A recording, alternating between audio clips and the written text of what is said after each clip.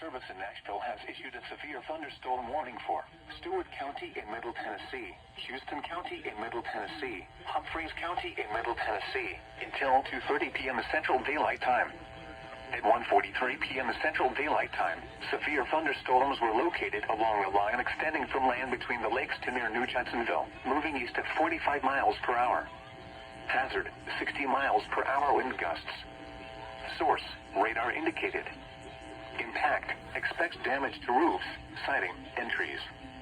Locations impacted include Waverly, Dover, Erin, New Jacksonville, McCune, Tennessee Ridge, Hurricane Mills, Big Rock, Cumberland City, I-40 near the Tennessee River, land between the lakes, Houston County Airport, and Indian Mound. This includes Interstate 40 between mile markers 136 and 148. For your protection, move to an interior room on the lowest floor of a building.